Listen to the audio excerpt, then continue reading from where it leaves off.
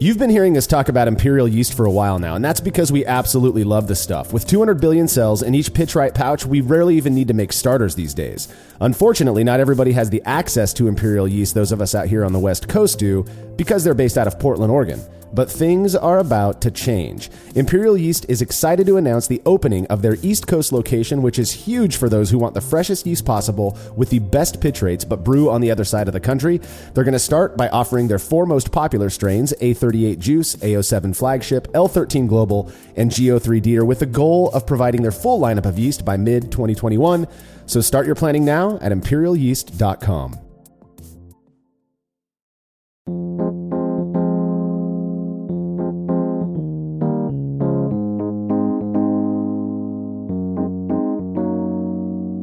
I brewed my first true experiment all the way back in 2013, but I've been experimenting with beer and brewing for quite a bit longer than that. I'll never forget the time I created a caramel apple amber ale recipe that I planned to take to a Halloween party back in 2003. I dosed the 5 gallons of fermented beer with way too much caramel and apple extract, which I only later learned are characteristics often associated with off flavors. Needless to say, that batch went down the drain, but I never considered it a loss, as it was those early experiences and my obsession with learning new things that ultimately led me to where I am today. You're listening to the Brülosophy podcast. I'm your host, Marshall Schott, and I'm joined by contributor Cade Jobe on this episode to discuss our experience with experimental brewing. Oh, I think this is going to be a really fun episode. Now, this is not going to be a Brews Reviews episode. This is exBEERience. So we're going to talk about what we do at Brülosophy, talk about how we design experiments, and give you a little bit of behind the scenes look. Right. This is just our experience over the years with experimentation. I've always had a fascination with questioning accepted truths and testing things out, particularly as it relates to human perception, which is, really what led me to becoming a psychologist in my real life. In my 10 years of higher education, I learned about and developed a really strong appreciation for the scientific method and was involved in numerous research projects. Once I got into brewing, it didn't take long for me to apply that stuff, and voila, Brülosophy was born. This is bound to be a fairly involved episode because not only are we talking about a pretty deep topic, experimentation, but it's something we're both very passionate about, so I guess put your seatbelts on. All right, if you're a fan of this show and you'd like to receive a reward for your support, consider becoming a patron of Brülosophy over at patreon.com/Brülosophy, where you make a small pledge and receive rewards like access to unpublished contributor recipes, unique discounts at YakimaValleyHops.com, and an invitation to a monthly live Q&A session with somebody in the brewing world. Coming up in January 2021, one of the most recognizable moderators of the Homebrew Talk Forum, and someone I've had the pleasure of knocking a few back with on a couple of occasions, Lorena Evans, a brewer with a lot more experience than many, not just as it pertains to homebrewing, but also the more social side of this hobby. This session with Lorena is bound to be very interesting. If this sounds like something you'd enjoy, be sure to make your pledge at patreon.com/Brülosophy by January 22nd, 2021. All past sessions are stored on our private Facebook page, so patrons can go back and watch them whenever they like. Again, that's patreon.com/Brülosophy. And another really easy way to support us is by using the links found at brülosophy.com/support. When you're doing your online shopping, your experience doesn't change at all, and we get a kickback for the referral. Feedback is brought to you by Brewers Hardware, who offer brewers beautiful stainless gear such as the turnkey BH15 pilot brewing system, which has a hard plumb manifold to eliminate all hosing changes during the brew process. Brewers Hardware has a ton of unique purpose-built products useful to both professionals and homebrewers. Go see for yourself at brewershardware.com, and don't forget to mention Brülosophy at checkout to receive a free gift. That's brewershardware.com. Jason Larson from Wisconsin had some feedback on our recent exBEERience episode where we talked about building draft systems. He said, you guys were talking about benefits, drawbacks, etc. of kegerators, and one of the things you mentioned was planning and measuring for the holes you need to drill. I went through the same debate when I first started kegging. Do I really want to ruin a perfectly good refrigerator by drilling a hole in it? Well, I have an alternative solution. I have a no-drill kegerator setup. My taps, kegs, and CO2 tank are all on the inside of the fridge. I have a relatively small fridge, but I can fit a 5-pound tank and 3 ball lock kegs inside, along with 2 taps. I could fit more taps. I just just choose not to. It's completely self-contained. I don't worry about fruit flies on the taps. The taps and the beer and the lines are always the same temperature as the beer and the kegs, and I don't have foam issues. Now, I believe Jason also included a photo of this kegerator that had faucets mounted on like a 2x4 piece of lumber in his fridge. It was pretty cool. It looked really slick. I know there are various ways to avoid drilling when making a draft system. The easiest probably being to just use picnic taps. But I like what Jason had to offer here, and sounds like a really good option for those who don't want to, quote, ruin a perfectly good refrigerator, though I'd contend that by making it a kegerator, you're actually making it better. But yeah, or people that don't want to mess with having to, drill through Freon or some of those refrigerators. I can certainly see how some people would want to keep their taps inside, and that's actually something too. I used to keep my taps in a garage in Texas, so it was generally over 90 degrees for about 100 to 120 days a year in the summer, and so those taps are at a drastically different temperature than the beer inside, and I'd get foaming issues. So that's an interesting idea, keeping your taps inside, going ahead and mounting them. But to me, there's just something fun about seeing taps on the outside and having a kegerator. I think, buddies, friends, anybody that's coming over to grab a beer, they love it, being able to, go directly to a tap on a refrigerator and pull beer. Yeah, it's exciting. It's fun. It makes it feel like you own your own pub, a homebrew pub, if you will. But I get it. There are some people who just don't want to take the risk or don't want to invest the money in potentially ruining a kegger or a keezer or a freezer or a refrigerator. And in those scenarios, then yeah, this is a great solution. My good bud Sean, he's been brewing for years, a decade now, and his keezer setup is just a chest freezer controlled with a regulator to hold the temperature. But then he just has everything on a picnic tap setup, and it works perfect. So. To each their own, whatever floats your boat. I think this works. Jason's idea is really neat. If Jason, you are the one who sent me the photo of the 2x4 with the taps drilled into that, but it's mounted in your fridge, kudos to you. That was a really cool idea. Something I haven't seen before. So, all right. Thanks for the feedback, Jason. If you have show feedback, you could send it to feedback@brulosophy.com or drop us a note on social media. We have all been there. You brew a batch of beer, get it all packaged up, then some gets pushed to the back of the fridge with no label. You come back sometime later after brewing numerous other beers and completely forget what's in the keg, bottle, or can at the back of your fridge. That's exactly what happened to listener Sean Phipps, who sent me a can of beer along with the following message. I have no idea what's in this can. I can tell you it's homebrew, and I can tell you it's beer. It definitely isn't a wild sour or anything too crazy because I haven't brewed anything like that since getting my can seamer.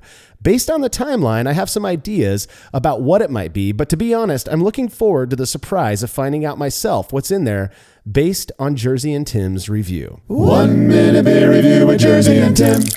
This is one hoppy mother here. There's some Norse pagan symbology on here, which I appreciate as a Norse pagan. I'm officially Norse pagan. You know that. This is full on juniper right here. No, you don't even know what juniper is. It could be an IPA. Oh, it's 100% an IPA. It smells some pininess. All right, here goes the first sip. Oh God, you don't like it. It must be an IPA. It doesn't have the lingering aftertaste, which is good for me. You don't know what you like. I'm here to make sure that this doesn't come off the rails because you are bad. It's very juicy. I'm just kidding. I love you. That was wrong. I don't know that it is an IPA. I don't think it's an IPA, dude. You don't think so? No, I don't taste that at all. I got a piney smell. I still get a piney smell. Maybe there's a little bit of piney taste in there. It's not bad, actually. We don't know what this is. It's light. There's a little bit of in the aftertaste. I don't know what it is. It almost feels like a if there was such a thing, like a light IPA. Yeah, 100%. But there is some definite like piney IPA. But it's not like burning aftertaste that I usually get. Then it's super light, and there's not a ton of flavor, which is good. We like that. I'm not crazy about it. Yeah, I guess it might be. It's probably an IPA. I guess I don't know. I think it is. It's good. I'll go 6. I've had worse. Let's put it that way. Yeah, I'll give it a 6. I'll go with you. I'll give it a 6. Yeah. Brewing beer is the most American and amazing thing that anyone has ever done in this world. I agree that brewing beer is certainly one of the most amazing things anyone has ever done in the world, regardless of where they're from. Now, a couple of things. First off, Jersey was not kidding about his official religion religion being Norse pagan. And there's a funny story behind it that'll give you an even better idea of who this Jersey guy really is. As you all know, Jersey's a fighter pilot who flies the wonderful F-15 Eagle. And this job has very specific rules in regards to facial hair. The only exception being made for people of certain religions. Well, after doing some research, Jersey officially listed his religion as Norse pagan so that he could get away with wearing a mustache.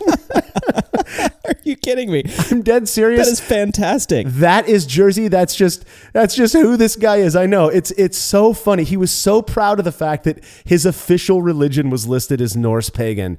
And you know, he wears his mustache, so I must be working. I'm not exactly sure where it went with that. Now, as to the review of the beer, I was right there with Jersey and Tim on so much of what they said. I got a piney, resinous aroma with a really clean fermentation profile, little in the way of malt character, and a surprisingly light body. I'll be curious to hear what Sean thinks this beer is, but if I had to guess, I'd probably say something like a session IPA, or maybe like a dry hopped pale ale that was just a little too long in the tooth because it had some of that hop character had dropped off, and the pininess was really what was presented there.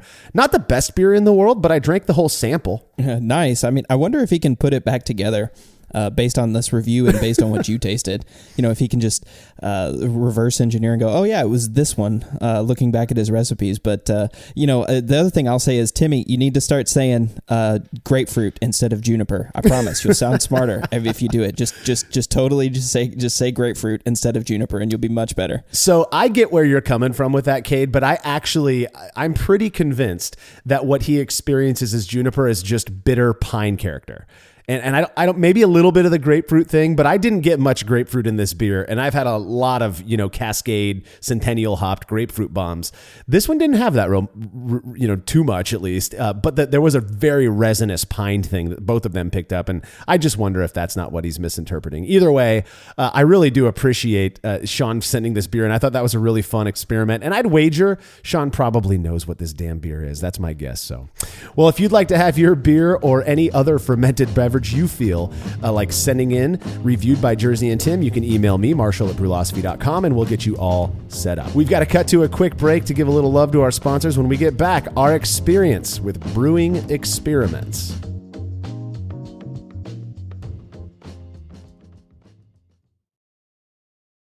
After a long brew day, the last thing I want to do is waste more time chilling wort. I've tried so many different options, and ultimately I settled on the super efficient immersion chillers made by Jaded Brewing. With the King Cobra and Hydra, I'm able to chill my entire batch of wort from boiling to just a few degrees above groundwater temperature in as little as 6 minutes. If an immersion chiller is right for your brewery, then do yourself a favor and check out all of the rad options Jaded Brewing has to offer at jadedbrewing.com. And be sure to let them know Brülosophy sent you.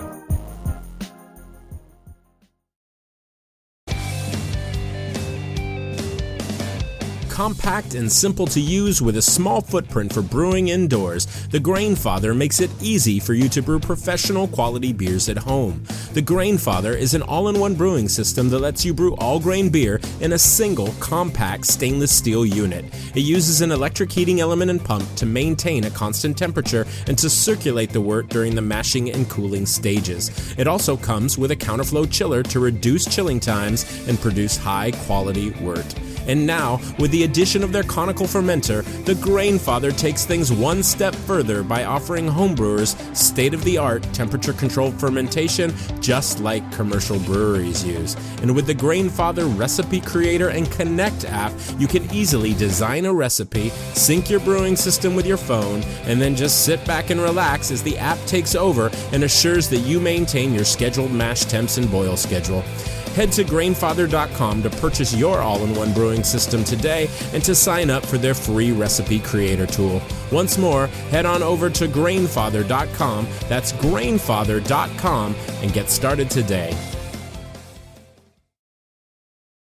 Family-owned Atlantic Brew Supply is the largest homebrew shop in the Southeast. No gimmicks, no multinational corporate overlords, and no BS. They offer exclusive malts, yeast, and more from local artisans, as well as award-winning recipe kits. They also sell professional brewing gear and cask equipment from sister companies ABS Commercial and Cask Supply. Most ingredients are available by the ounce, plus Atlantic Brew Supply has an on-site calculator to help you craft your best brew. Orders are processed same day, and 2-day shipping is guaranteed for East Coast customers. Get 15% off your first order using promo code BREWPOD. That's BRUPOD at AtlanticBrewSupply.com.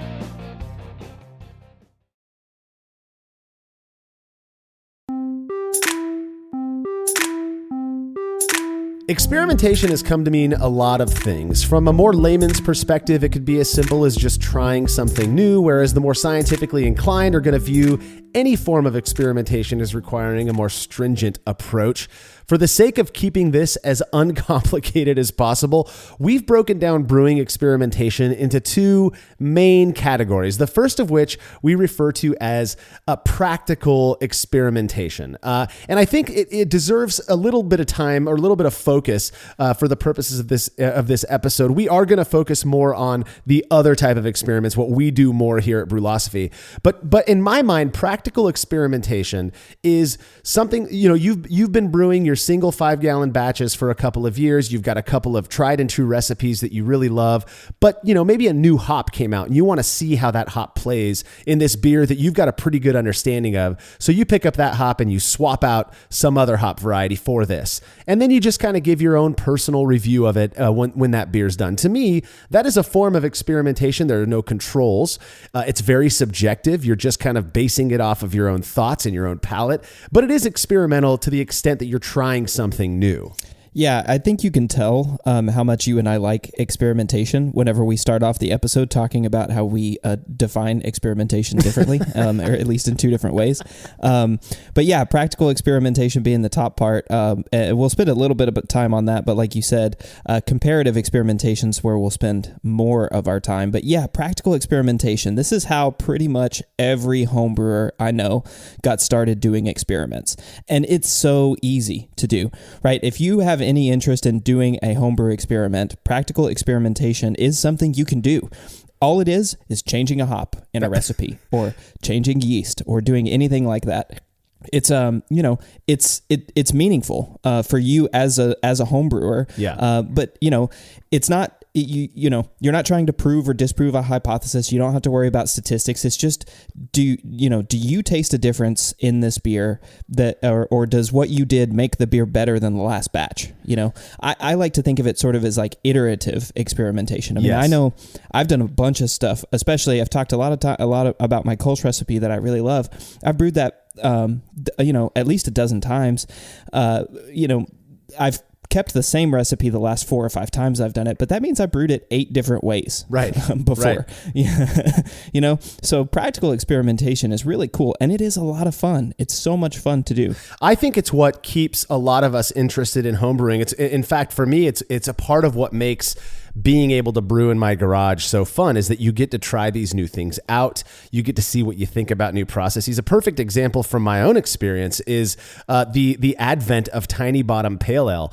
That's not a beer like your Kolsch that I brewed a million times using different techniques and ingredients to try to hone in on. It was actually kind of a happy accident. I wanted to build up, a nice slug of yeast for my first ever experience racking a high OG wort onto a yeast cake. And so I designed a really simple beer that I didn't think would, impart any characteristics to the subsequent, double IPA. And the happy accident was Tiny Bottom Pale Ale.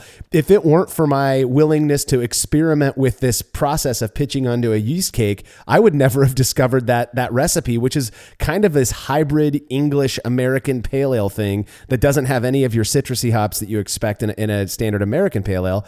And it gets pretty rave reviews, from people who have brewed it around the world. And I like it as well. So it's that kind of stuff. It's changing those little things that I think, I refer to it as practical, because anybody who who brews can do it. Anybody who has an inclination towards experimentation or trying new things or wanting to learn something on some subjective level about a process, about an ingredient, about some piece of gear, you can do this. Very practically speaking, it's super easy. And again, you have so much to learn because you've got so many things to test out there, especially in this day and age with so many different ingredients and such. I just think it's a lot of fun. Yeah, totally. I remember that, the best example I can think of practical experimentation was a beer that Zealot brewed. He just wanted to see how an American light lager would taste differently if you used rice and corn, right? So he used flaked rice and flaked corn. Didn't care whether you could taste a difference between the beers. Of course he wanted to know if you could taste a difference, but he didn't care about like statistical significance or anything like that. He just wanted to see if rice and corn taste better. Yeah. Like which one does he like more? Does he like the rice American lager or does he like the corn American lager? And it was fantastic. He brought it to a homebrew meeting, and everybody was able to try it and taste it for themselves. So I mean, this type of experimentation, especially when we can get back to sharing beers at homebrew club meetings again, it's a lot of fun. And this is where anytime somebody asks me, how do you get started doing experiments? How do you get started, thinking about things like Brülosophy? And this is what I always tell them. It started out of this love for doing practical experiments, right? It started out of just trying to perfect a recipe or, just seeing if this piece of equipment actually made my life easier or better. I think you mentioned the word meaningful, and I feel like we have to, that is so true with any form of experimentation. Is you're doing it because it provides something for you. And that may be that it simplifies your brew day without having a noticeable, albeit you may not be doing any comparisons, but without having a noticeably negative impact on either your experience or the beer, And I mean, you look at things like the Hop Chronicles. We're not doing any comparisons there. Now we do collect data, and that gets into a little bit deeper stuff. We analyze the data, but really the Hop Chronicles is just a single hop beer that we go out and don't tell people what the hop variety is, and then we ask them to evaluate it. Anybody can do that. You can do that on your own. You could serve a single beer that took you, 4 hours to make to 20 people and get their feedback on it. That is what we're talking about. And to me, kind of like what you were saying, Cade, that is the spark often for the person who really is interested in experimentation. And as they get more and more obsessed, I think a lot of us, particularly the crew at Brülosophy, our first obsession was making beer. That kind of started to get a little bit old. And so we got obsessed with experimenting and trying new things, practically speaking. And then that sort of wears out and you get to this point where you're like, well, does it really make a difference? And then you kind of obsessing about and focusing perhaps a bit too much on the distinguishability that a certain process or ingredient or piece of gear may have on beer. And that leads us to what I refer to as comparative experimentation. And it is what the primary focus of the experiment series at Brülosophy is all about. Yeah, I mean, comparative experiments they're my heart. I worked at a brewery, I worked at a commercial brewery, and now I'm going to Oregon State to do fermentation science to actually become a beer scientist. So I'll be doing a lot of experiments.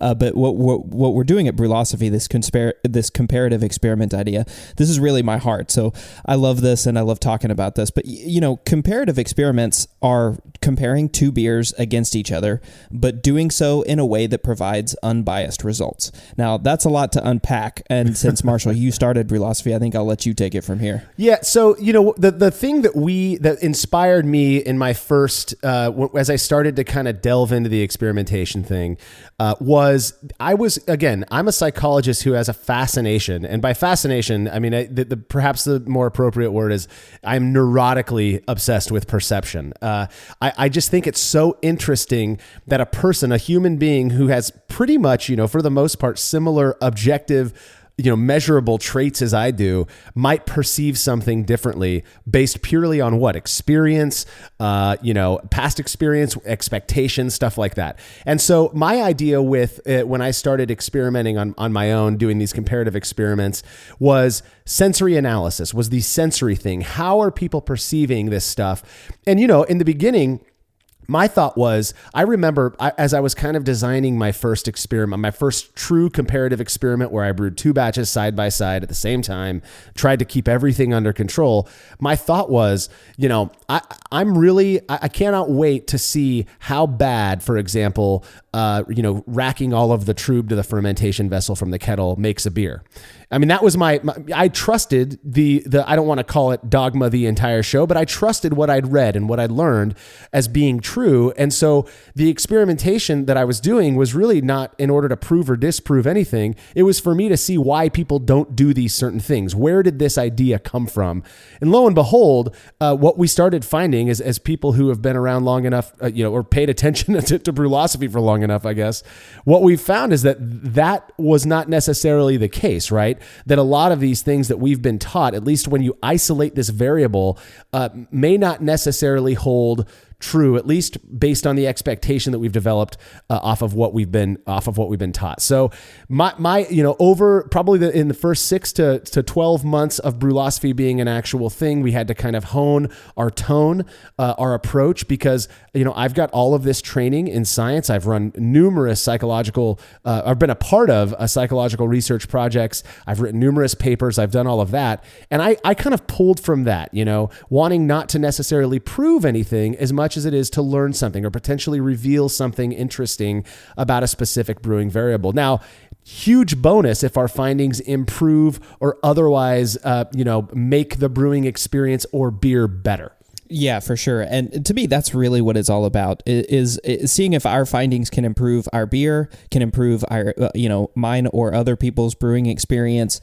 And again, like you said, our goal is never to prove anything.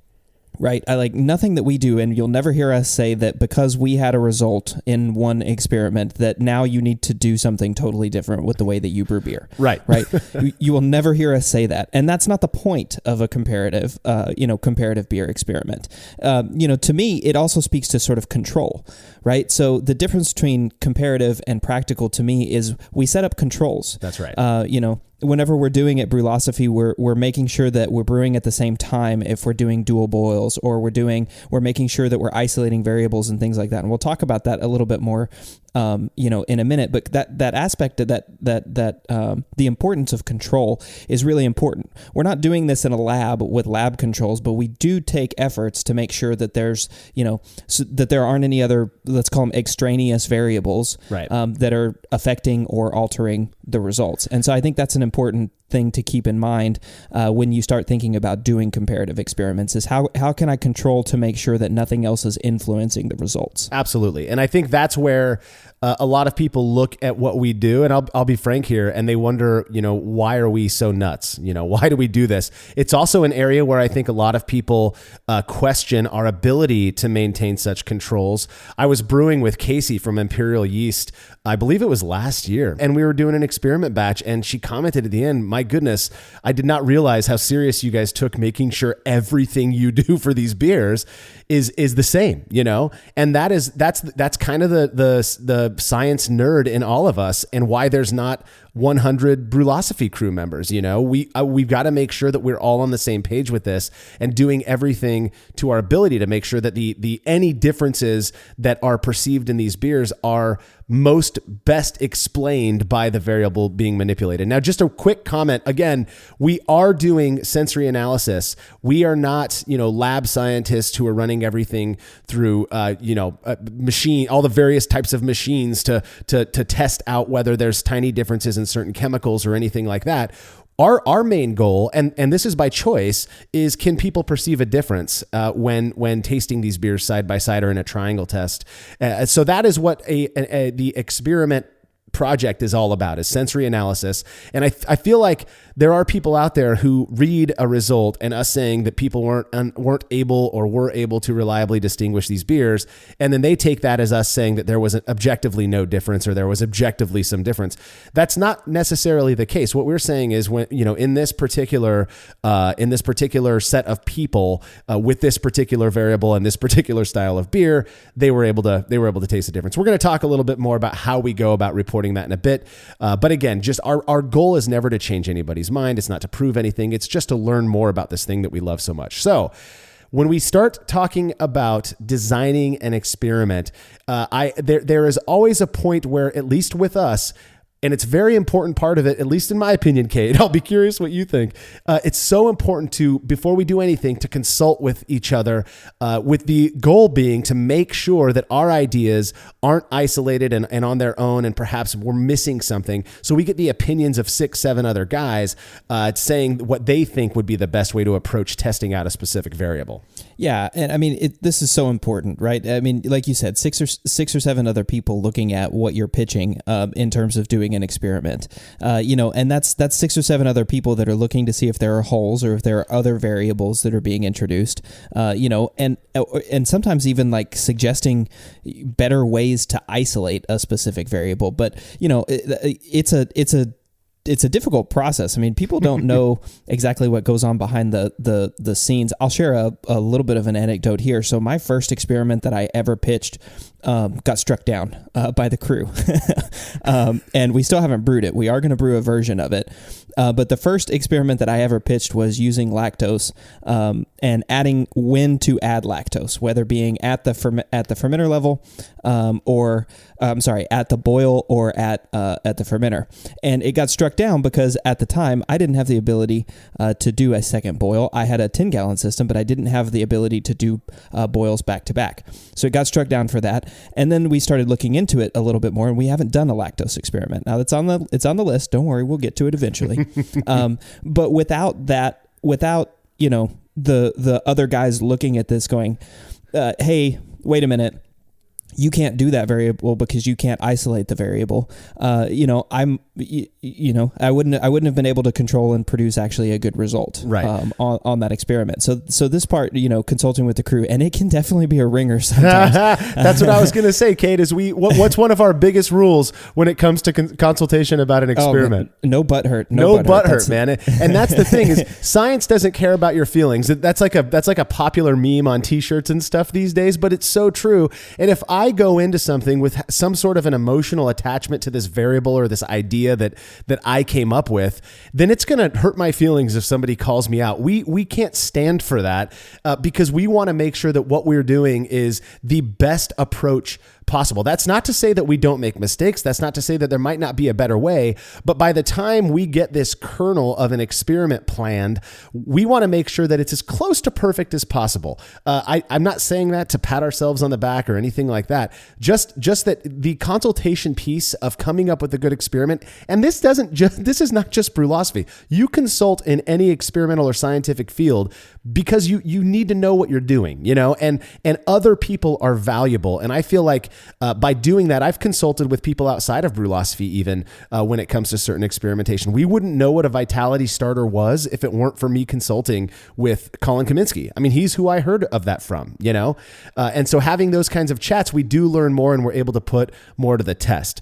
Now, after you've done your consultation, I think it's usually during the consultation process, a lot of it comes together. But one of the things that you've got to determine is the general nature of the variable. And this is another area that we've broken down into 3 main parts. I feel like it covers most things. The first one being ingredients, the other one being equipment, and the other one being process variables. Yeah, I mean, these are sort of straightforward if you think about it. Ingredients are, does acidulated malt taste different than phosphoric, which was one of the recent experiments that I just did.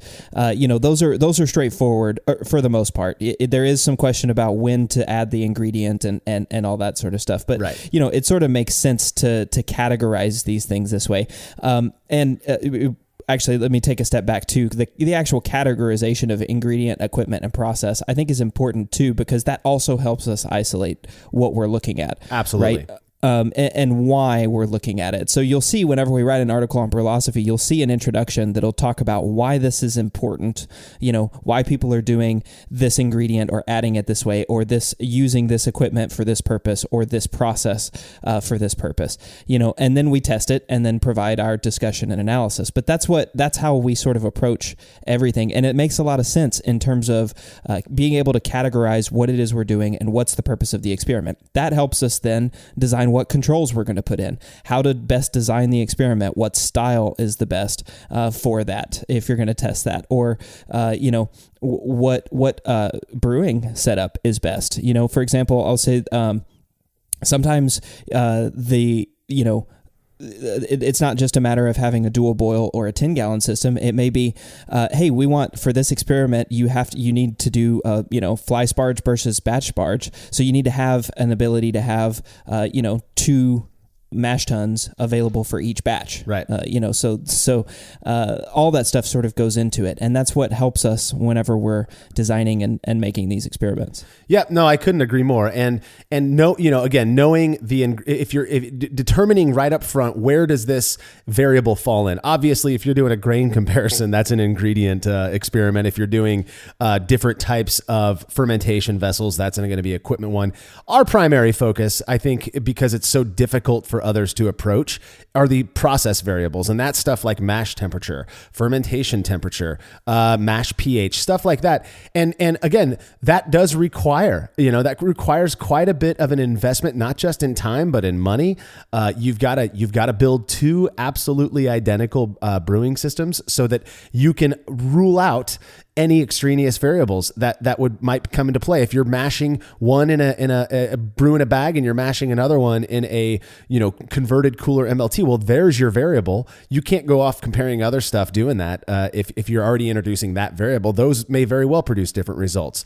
Now another, and this one's kind of interesting to me, but this topic came up very soon or very quickly in the experiment project process as like Ray Found and Jake Houlihan were coming on board and talking about designing experiments. It's very important to determine the timing that the variable is introduced. So obviously, the very first upfront one that we've determined, we've broken this down into, I believe it's 7 different times that the variable can be introduced. And the first one we refer to as pre-mash.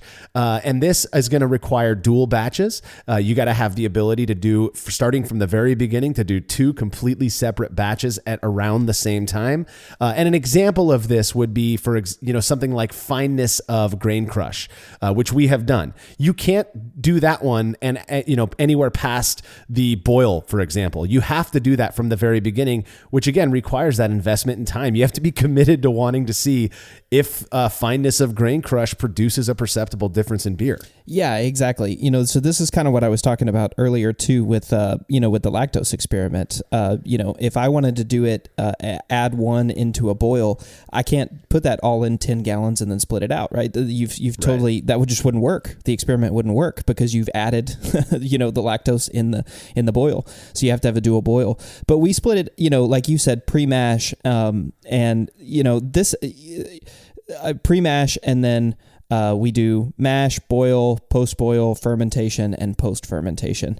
But like mash being, the sort of the next one to talk about, that one is water chemistry is a good example. So that one also requires a dual batch, and the reason, one of the ways I like to think about this is sort of like the fork in the road. Right.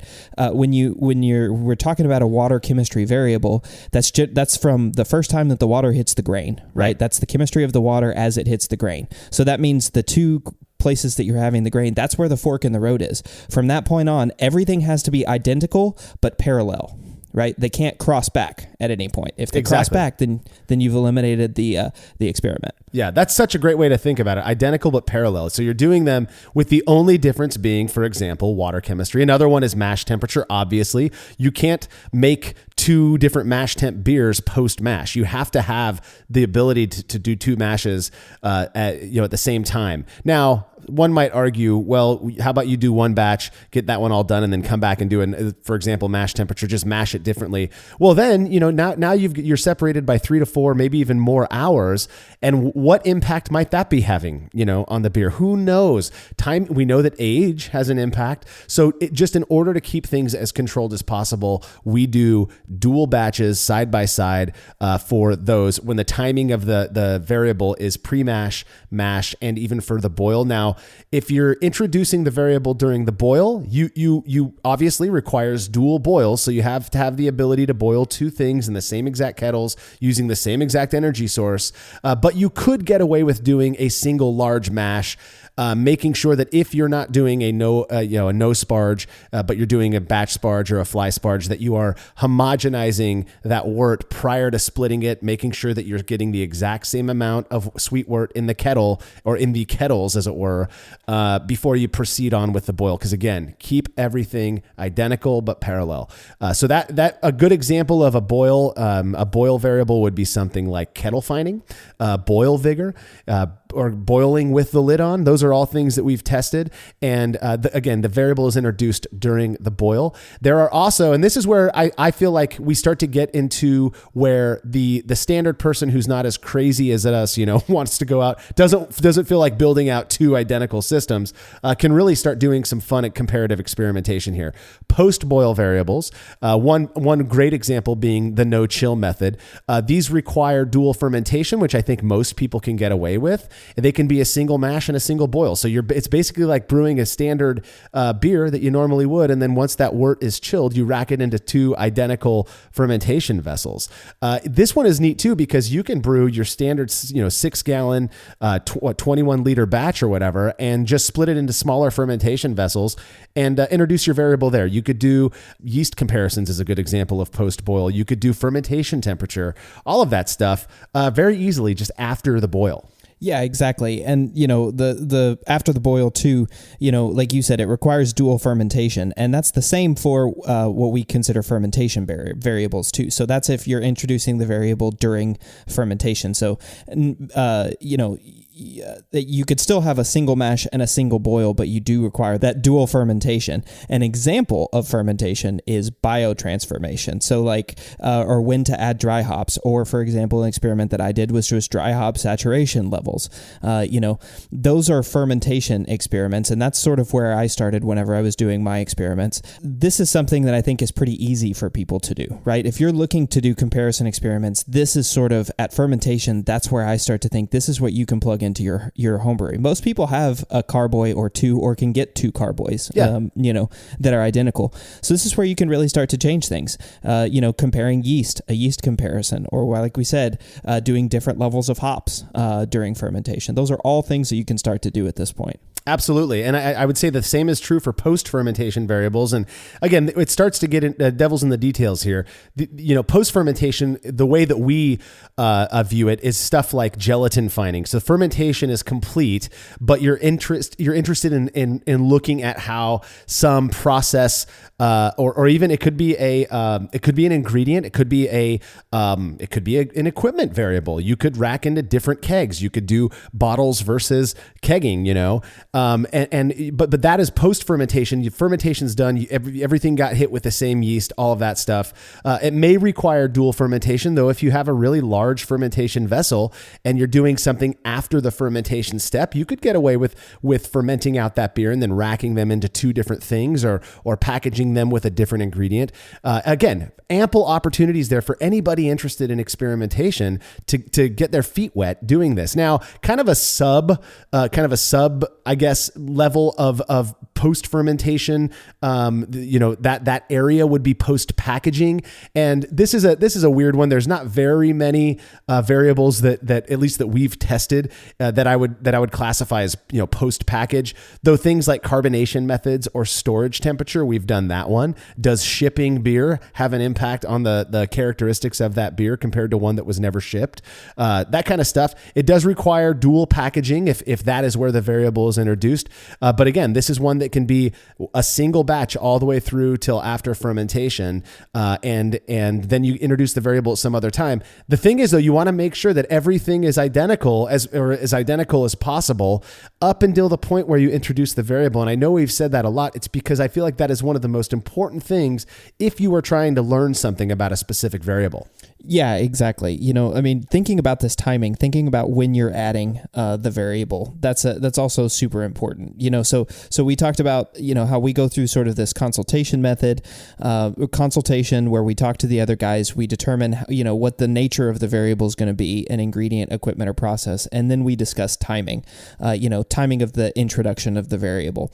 So when we're designing, those are kind of the big points that we do whenever we're sending out like a pitch. So if I'm going to email the brew guys and say, hey, I want to test out this variable, it better include those things, you know, and if it doesn't include those things, I'm certainly going to get peppered with questions about, hey, did you think about this, or why are you doing it that way, or what if you did this or that, which is really useful. Yeah, and I'm sure your experience is the same as mine, where once you do it enough, you've kind of honed this way of thinking. It's like a language almost, that when you propose the variable that you want to, you know, you propose the idea that you're thinking about, most of the time now it's like, oh, it sounds good. All right, let's do it. I think the biggest contradiction that contributors get nowadays is, well, we just did one that's just like that. Why don't we put that on the back burner, do something else, and then come back to that in a couple of weeks, you know? But we've talked about practical experimentation. We've talked about comparative experimentation. I would say that a lot of times practical experimentation informs a comparative experiment. In fact, an example of that was, I've told the story of my good friend Chris. We brewed this, his first ever, I believe it was intended to be an IPA. We call it Smiling Sky Pale Ale, but that's because we didn't get as good efficiency as we had planned. Well, I went inside to help out with the kids, and when I came out, he had added the dry hop charge, thinking that that's when you're supposed to do it, right at yeast pitch. So he, you know, we weren't comparing it to anything. I wasn't about to toss this wort that we just spent hours making. And so we made this beer, and it turned out really good. Well, inspired by that, contributor Greg Foster wondered how well, you know, that process would work compared to a more standard dry hopping procedure. So he designed an experiment to test it out. And that's the thing, is until, you know, Chris and I had done this accidental, albeit practical experiment, we'd never even considered dry hopping at yeast pitch. But that practical experiment informed the ultimate comparative experiment that Greg ended up performing, which I think is pretty rad. All right, we've got to cut to a quick break. When we come back, we're going to dig our fingers even deeper into our experiences with experimentation.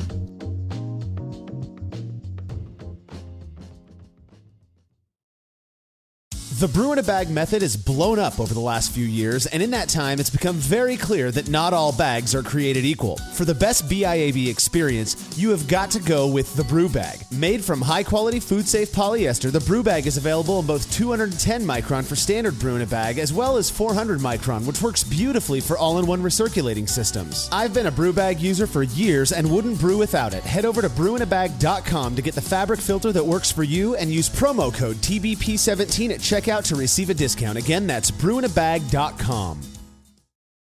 Have you ever thought about adding a port to your kettle but held off because you didn't feel like drilling into your gear or sending it off to have someone else do it? From the makers of the world's fastest counterflow chiller, the exGEERitor, comes the Hangover, the easiest way to add extra ports to your kettle, as well as countless other options. Mount a faucet to your keg for easy portable pouring. Set up the perfect whirlpool arm. Hold a heating element in place. All of this and so much more without permanently modifying your gear. Manufactured right here in the United States, the Hangover offers brewers too many convenient solutions to list here. So head over to exGEERitor.com today to see what the Hangover can do for you. As every brewer knows, the best beer requires the best hops, which Yakima Valley Hops provides fresh from the source to brewers around the world, carrying everything from classics like Cascade to modern favorites like Galaxy and Mosaic, as well as other ingredients and gear. Yakima Valley Hops has it all. And don't forget to check out their new podcast, The Late Edition, where the YVH crew goes into depth on our favorite plant with industry experts. Head over to YakimaValleyHops.com now to see all they have to offer, and subscribe to The Late Edition wherever it is you listen to podcasts. Craftmaster Growlers takes traveling with and sharing beer to a new level. Made from heavy-duty stainless steel, Craftmaster Growlers are double-wall insulated and can keep beer cold for up to 8 hours. Unlike typical growlers, Craftmaster Growlers come with a swiveling tap and fully integrated CO2 regulator cap, allowing beer to stay fresh for 2 weeks or more. The square design takes up less space and will fit in most refrigerator doors, and every Craftmaster Growler comes with a 1-year warranty. There are 64 and 128-ounce versions available over at craftmastergrowlers.com.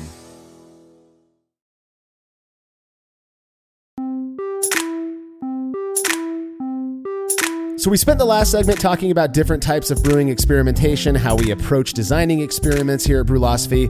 Now we're going to shift the discussion to actually brewing the experiment beers and how we go about analyzing those results. One of our first areas of focus, and something I think is really easy to overlook for many people, is the general brewery setup. We've talked a bit about how, for us at least, it's very important to have identical brewing systems next to each other. And by identical, I'm talking same kettle, same filtration system if you're filtering your water, same mash tun, same fermentation vessels. Everything needs to be identical unless that is the variable, right? If you're doing some sort of a gear experiment, obviously that's not going to be identical. The idea is because we want to isolate the variable as much as possible. Yeah, and this one really sort of rings true for me too. One of the things that you don't normally think about is if your tap is different, that could invalidate the variable. But we're serious about this. If your propane burner is different, you're not able to do a dual boil. We don't want to introduce any other experiment variables. We want the variable isolated as much as we can. So everything exactly the same, identical but parallel. So, we don't want anything messing up the variable. Right. What we're trying to do is make sure that everything is controlled so that when we're trying to explain the results, that we there's nothing else to point to, at least that's obvious, right? Now, one of the things that we do, you got some people who are nuts enough to just start both batches at the same exact time, and which means that they're adding hops at the same exact time to both. They're chilling both at the same time. They're doing all of that. For most of us, we give ourselves a little bit of leeway. I know that when I was brewing experiments exclusively, I would usually stagger the start time between the batches by about 20 to 30 minutes. I felt like, that is a concession, that we can't say that the beers were brewed at the exact same time, but it's pretty doggone close, at least in my opinion, close enough to not have a noticeable impact on the beers. And the fact that we've come back with so many indistinguishable beers, to me, provides some evidence that may be, okay. Yeah, exactly. Staggered start time, it's one thing if you're talking about 3 or 4 hours or 5 or 6 hours because of temperature. I mean, the atmospheric conditions have changed, right? But 20, 30 minutes usually is not all that difference, although sometimes it can be. Yeah. Staggered start times didn't really bother me because I can't physically do both at the same time, right? I can't add the immersion. I guess I can add the immersion chiller at the same time, but it's hard to, rack and get the pumps and change fittings and all that stuff exactly at the same time. So, there are some just physical limitations. I'm not at all concerned about a 20-minute staggered boil time. And if you are, okay, send me feedback and explain to me why. Well, and I would contend that by doing it at the same exact time, you're actually, you're increasing the potential for error, for problems coming, because of the fact that it's so hectic. I mean, there are a lot of people out there who find a single brew day somewhat enjoyably stressful, we'll put it, but you're doing a lot of stuff, you're paying attention to a lot of things. Imagine doing that at the same exact time for 2 batches going, that would be tough. I've done it. I've made the mistake of doing it. It's a reason that I came up with this 20-minute staggered start time thing in the first place. Now, we've spent a lot of time talking about variable isolation. I feel like we've driven the point home that it is incredibly important. All it means is making sure that when you get to your results, the best reason for those results is because of the manipulation of the variable. That is all we're trying to say. We want to make sure that we do that the best way possible, that all other extraneous variables are less or I guess explain less the results than the actual variable that's there. So I don't want to beat that dead horse. It is incredibly important for us, though, to isolate the variable. Now, here's the thing. If you're doing some form of a combined variable experiment, which we've done, we actually have plans to do more in the future, then the isolation is the combination of those variables. It's not like you have to isolate both on their own. Obviously, that wouldn't work. So you got to think about it realistically, but that is very important to us. Obviously, and now one of the things that perhaps the thing that Brülosophy is most known for is the fact that we go out and we actually serve our beer to people in order to collect data. Now, we've got the Hop Chronicles, we've got Short and Shoddy, we've got these certain other types of what we're referring to as practical experiments where we also collect data, but we're not having people do any sort of comparisons. In those ones, we really are just having them complete a survey so we can get their feedback on it. They're very simple evaluations. Anybody can do it. And I think there's a lot to learn by doing that. Now, collecting data requires, again, commitment. You've got to be interested enough to actually get your butt out of the house, share half of the beer that you've got on tap, in essence, with people who don't really know what you're up to. And you have to be willing to accept some feedback that you may not want to hear sometimes. Yeah, for sure. I mean, whenever I went to the Zealots meetings, you can ask any of the Zealots. I was, this is probably a little bit too much, and most people don't do this. I think I was the only one that did this, but I actually took the kegs and a bucket and like a giant trash can of ice to every homebrew meeting. I didn't rack into a different bottle or anything like that, or even identical bottles to then take and serve at the homebrew meetings. I actually took the kegs, right? So I walk into a homebrew meeting, and you can imagine having a homebrew meeting at a brewery in Texas, and you walk in with two corny kegs. They're looking at you like, what are you doing? But I mean, it's all in the name of isolating, isolating that variable and making sure that the data is meaningful and that we can use the data. Yeah. There's a term that gets thrown around in these types of circles, clean data, that you're not questioning whether or not the data was influenced by something else, or and a part of that for us is making sure that participants aren't talking during the data collection, that they're not sharing what they think the differences are with each other, that it's nice and clean. Each participant has the equal opportunity of being right and wrong. And that's what we want. That's what we're looking for. Now, when we're doing experiments, again, this is our weekly contribution to the beer and brewing world, is our experiment project. We rely on what's referred to as a triangle test. I'm not going to get into the deep, weeds about what exactly that is, except to say that it is a discrimination test that's intended to help determine if a perceptible sensory difference exists between two things. 100%, there are times where perhaps there is a measurable objective difference between two things, but you just can't taste it. One could argue that if a lager fermented at 48 degrees Fahrenheit, which is about 9 degrees C, is objectively different from one fermented at 68 degrees Fahrenheit or 20 C, based purely on the fact that they were fermented at different temperatures. Okay, fine. But does that produce a reliably distinguishable sensory difference in those beers? That is our focus. And so that's the triangle test. It's pretty easy. It's not intended to determine a better or the right way to do anything, as we hit on early. Preference obviously is subjective. So I had a person reach out to me, understandably so, a few years ago and say, so all of these, you're producing these experiments. You've got some that are significant. You got a bunch more that are not. So what you're saying is that the best way to do blah, blah, blah. And I had to respond probably 3 times saying, that's not what we're saying at all. Well, if they're different, then that means you're saying one's better, or we don't have to do this, or we do. Dude, that's not what we're saying. Our results are often misconstrued in that way, understandably, again, but we're trying to say it without saying it too often. We're trying to send the message that is not our point. That is not what we're trying to do. We just want to learn more about this thing. And so if you want to take it that way, I guess that's on you.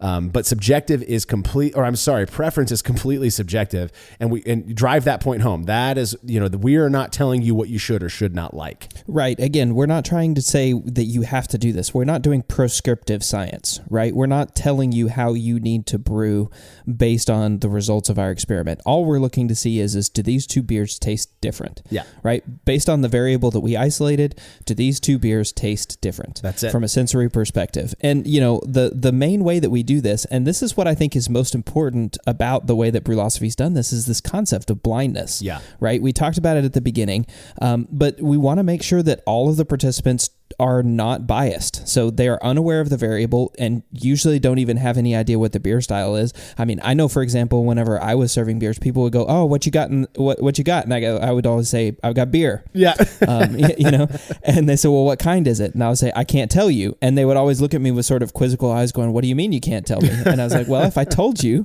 that might skew the results in some way." But no, I mean, it's really important. And why is this important? It's important because bias affects how we taste. That's right. Yeah. It affects everything. And even though, I can't tell you how many times I've convinced myself that I can taste a difference in the two beers when tasting them side by side. And then I put it through a triangle test myself, and I can't taste the difference whenever I'm like blindfolded and the beers are served in, opaque cups and all that stuff. But this is what really sets what we're doing at Brülosophy apart. And it provides the most meaningful information, is that concept of blindness. These are tasters. We're serving it to other people. We're getting a group of people out. That's a number that's sufficient for us, to be able to make a statement that they're, these beers statistically tasted different or were indistinguishable. Yeah. And you hit on a little bit about serving these beers in opaque cups. We do that because our entire goal is, do they taste, smell, or feel in your mouth differently?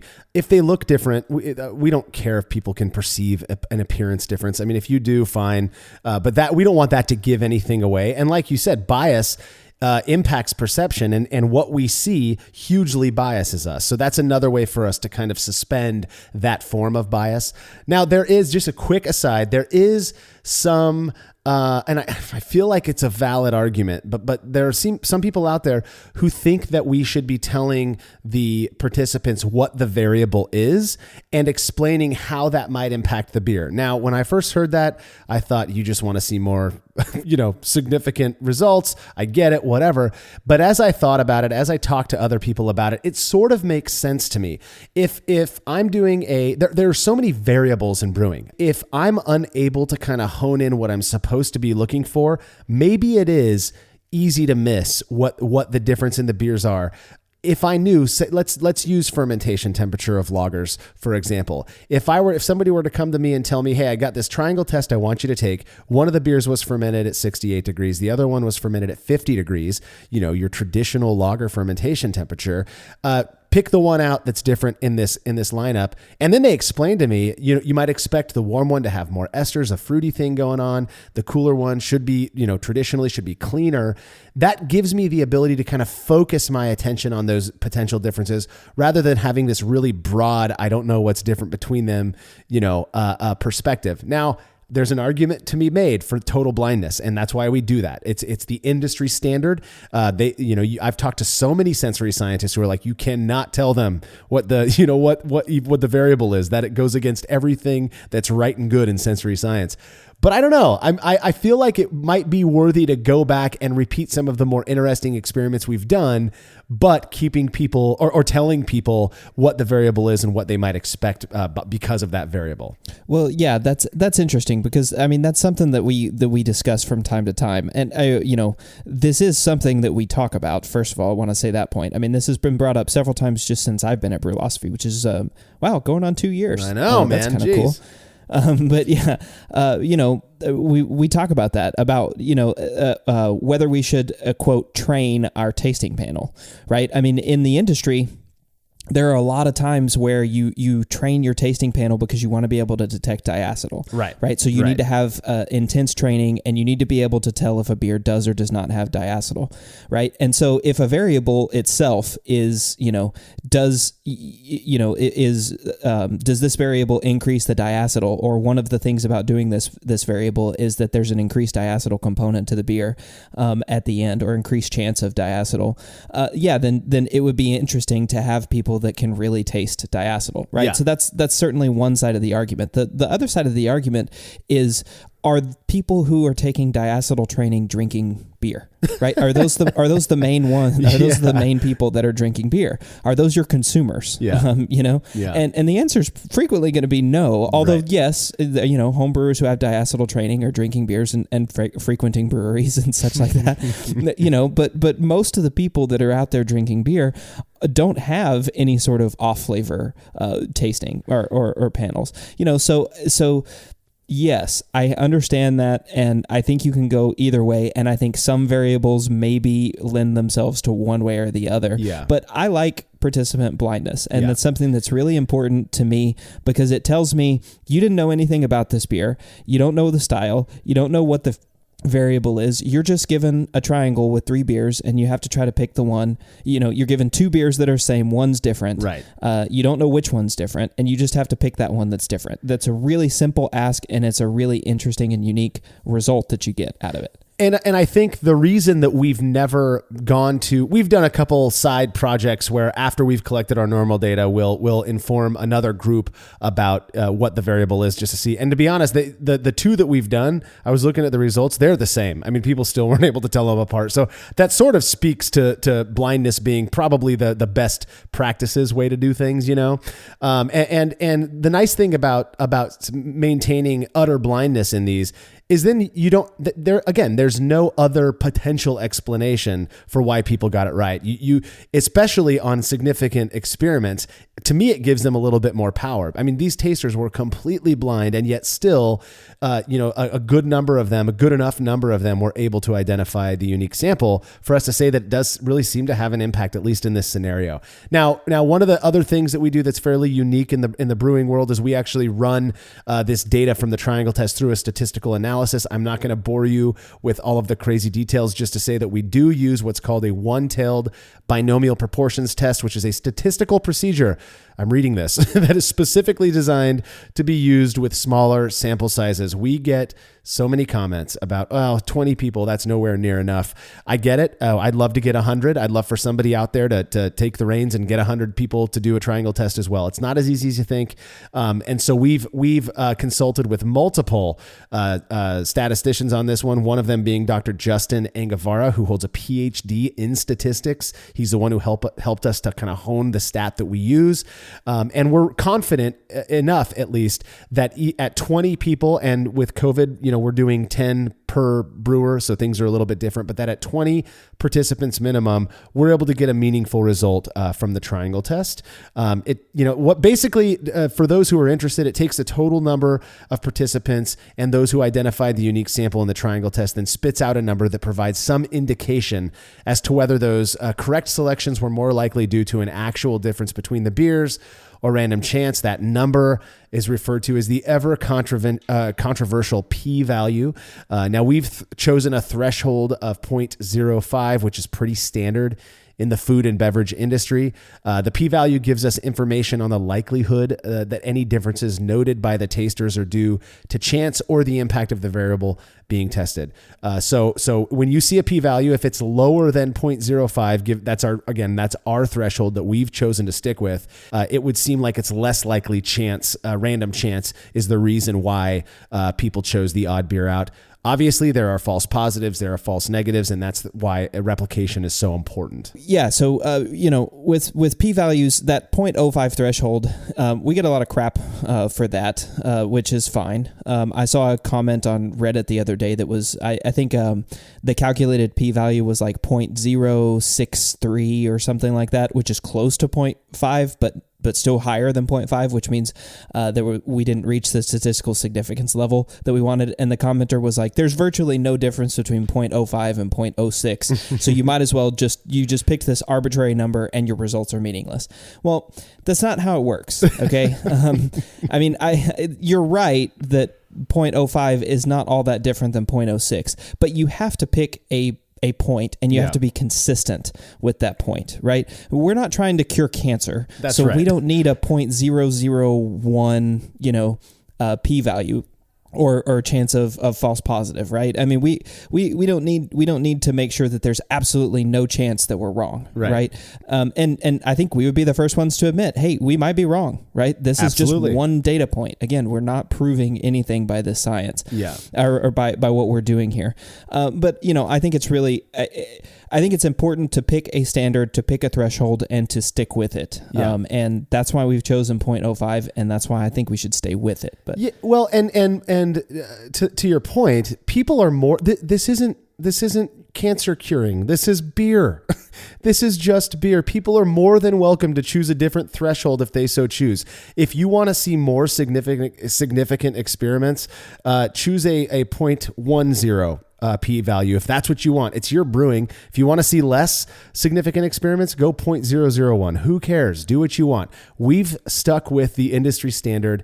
And to be honest, the changes that I've made, I mean, I've brewed hundreds and hundreds of batches, manipulating hundreds of different variables. I mean, I'll tell you, I sort of trust a lot of these findings as much as people might not want to hear that. It works out fairly well. Does that mean that it's carved in stone, absolute fact? Of course not, but it is just beer, so we can all chill out a little bit on the whole p-value thing. If I was I'll tell you what, I'm kind of anti p-value when it comes to things that matter for people's existence as well. I mean, the arguments made against it make sense to me. So there's that. Now, after we've run the data, we've analyzed it. Now we've got to figure out a way to present it. And this is what I kind of touched on this a little bit. When I first started out, I was just posting results to forums, online groups, all that stuff. Until people started telling me, dude, we love what you're doing. We wish it was easier to find. Have you ever considered starting a website? And that was the genesis of Brülosophy, was the inspiration, the motivation really that I was getting from other people to compile everything in one place. After I started doing that, I thought, well, I like the approach. Back when I was doing research stuff in school, I kind of liked the approach to article writing back then. I'll just kind of use that as a template, and we'll go from there. One of the things when regardless of what the project is, whether it's an experiment, Short and Shoddy, the Hop Chronicles, one of the things that I've really tried to drive into the rest of the crew when it comes to presenting the results is maintaining a tone of equivocalness. And by that, I just mean trying to keep our opinion in check, because this feels, it's a weird position to be in, but I feel like if we were to go out and say that something is fact, there's a chunk of people out there who would just accept us on our word. And that makes me uncomfortable. And so I feel like if we can maintain an equivocal tone in our writing, in the way that we talk about things on this show, then it leaves the decision in the hands of the people reading or listening to what we're presenting. Oh man, that's a great way to talk about what science itself is, right? I mean, science changes all the time, right? We learn new things, or we think about things in a different way that alters how we understand our world or our bodies or any of that stuff. Yeah. But without going too far, down that rabbit hole, I mean, yeah, it's just presenting the data. Right, it's presenting the data. Here's the data. Here's one data set where we served this beer in a blind triangle test to X number of participants, and these were the results. These were the number that got it correct. And so it was either significant or not, meaning that tasters were able to reliably distinguish these beers or not. Right. It's one piece of data. It's not prescriptive, like I said earlier, but it is important, and that's valuable. Yeah. Right. I mean, there are experiments that have changed the way that I brew. Right. There are experiments that I just ignore because for whatever reason, I just, okay, cool. I'm still going to continue doing it this way because that's what works for me. Well, and I was talking with Brian about the lager fermentation temperature, and he ribs those of us who ferment warm. So he and I got into a conversation about it, and his kind of like real life argument was it's no more difficult for me to ferment cool than it is to ferment warm. So, he lives up where it's freezing cold in Alaska. And so it's not like here in Fresno in the summertime when it's 110 degrees outside, you know how much energy it takes to chill wort down to 50 degrees Fahrenheit. So my ability to ferment warm and get away with a really nice, clean lager profile still, that's very, very convenient for me. Whereas for him, it's not something he has to worry about too much, So I get it. There are going to be experiment results that we just kind of whatever. I'll still test things that I don't do. I mean, that's fine. That's the nature of science. We're still interested to see the outcome. Now, what experiments do not tell us, and we hear this all the time, oh, such and such just doesn't matter, or such and such does matter. That is not at all what the goal of the experiments are. Rather, it's to say that, it seemed to produce or seemed not to produce a difference that was vast enough for for a certain amount of tasters to tell apart. Right. And I can't underscore that enough. The results of our experiments are not, does it matter or does it not matter? Yeah. That is an entirely subjective outcome, in my opinion. Does it matter or does it not matter? And I think it's, speaking of the subjectivity part, when we first started presenting our results in the way that we do, a lot of people would ask, so which one was better? Well, if you understand that aspect of it, we can't speak to which one is better or which one isn't. And then what was funny to me is just to appease the people who wanted to know which one was quote unquote better, we started asking the tasters who get the correct response on the triangle test to just compare the two beers that are different and rate which one they like more. I mean, that's seriously all it is. And if you go and you look and compare, the last 300 experiments that we've done, it's almost always right down the middle. So what does that say about, preference? Is that it's not objective. It is not this thing that everybody shares the same preference for a quote unquote better version of a beer. Yeah, exactly. And that's to your earlier point, we want to stay away from preference. We want to present data that's meaningful for people, not what my preference is, right? Cade Jobe and how Cade likes the beer. A lot of people may just totally disagree with me. Yeah. About how I like the beer or not, So we're isolating a variable and we're trying to tell if this variable made a difference to this group of tasters. So, what experiments what experiments do tell us is that enough testers in this particular data set were or were not able to distinguish a beer brewed one way from a beer brewed a different way. That's right. So it's a very limited and it's a very narrow result. It's meaningful, but it's limited. And I think that gets past a lot of people, or a lot of people just don't want to look at it that way. They think that we're presenting ourselves as the authorities on beer and brewing, which we're just not, or that we own the domain brewing science or something. Yeah.